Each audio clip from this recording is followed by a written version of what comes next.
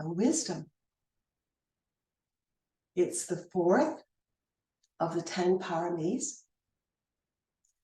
And it's often seen as one of the sort of primary motivators, chief reasons for the practice of the other Paramis.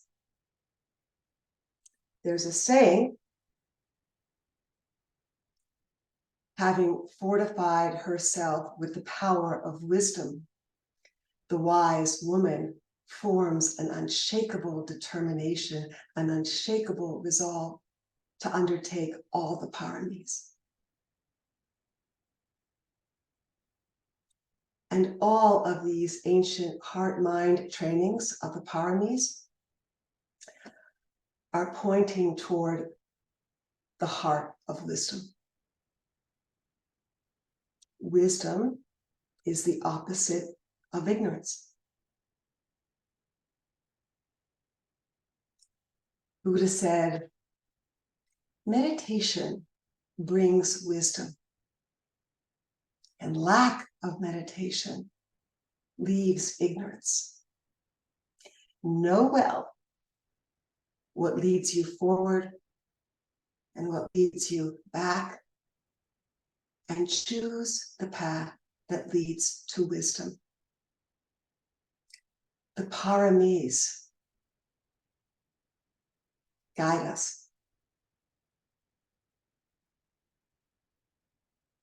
It's been taught that wisdom is like that lamp we take into a very, very dark house, and it dispels the darkness. It illuminates and sheds light and makes the forms that we couldn't see in the dark,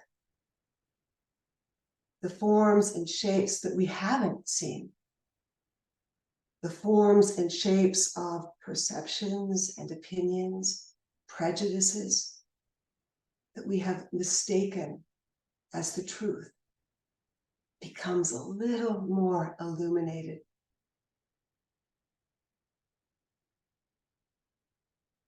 Understanding or growing our understanding of how these heart minds work helps us to move toward greater freedom, a little more clarity about what's important and what isn't important. Without wisdom, it's kind of hard to get down to the root causes of our suffering, all the ways we get snagged and lost in trances of unworthiness, the false messages of who we think we are and who we think another person is, or who we think another person isn't, who we think we're not. There is an inspirational writer. Her name is Mary Brown. And she wrote, preconceived notions are the locks on the door of wisdom.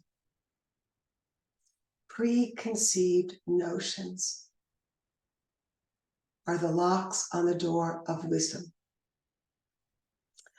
So we might really consider, we might want to get really curious about what are some of the preconceived notions, prejudices, because of our histories, our conditionings, our learning that we have about others and about ourselves.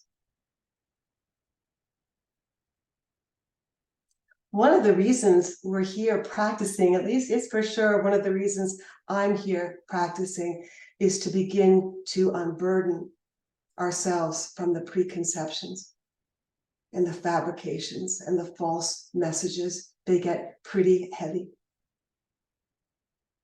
This also speaks to the renunciation, the letting go of what is no longer helpful, what actually is harmful to us.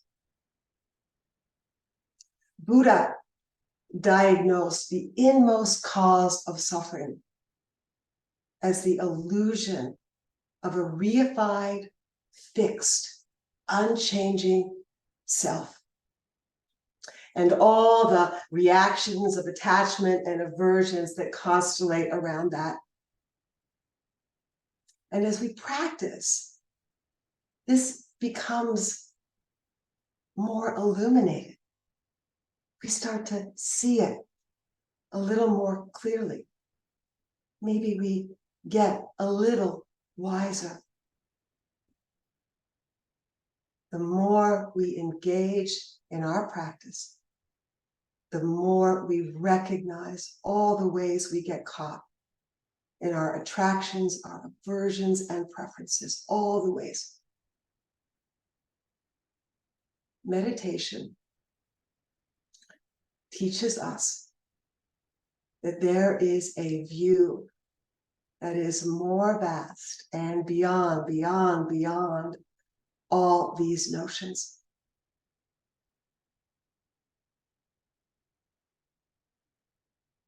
So when we say wisdom, we're not talking about what we learn in books. So that is certainly a way that we can gain wisdom, but from a Buddhist perspective, and here at the Daily Sit, we are emphasizing the wisdom that comes from an embodied practice.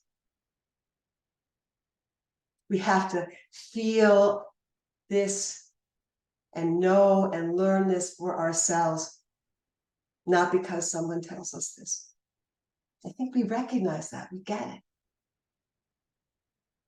We grow our capacity to notice and see and feel harm and move in the direction of non-harm, and we begin to see and notice and feel ease and well-being and move in that direction.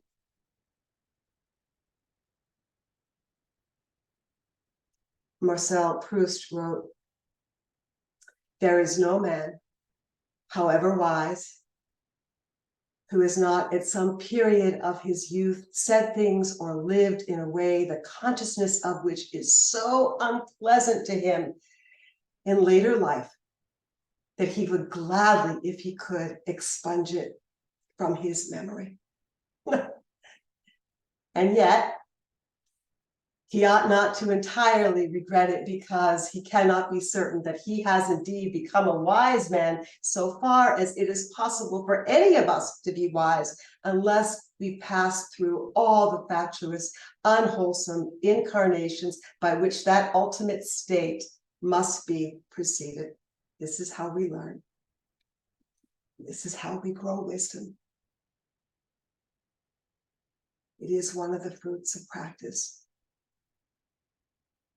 And just sort of kind of back to the essence of wisdom, it's knowing what leads to happiness for oneself and others, and what doesn't, and what's wholesome and what isn't.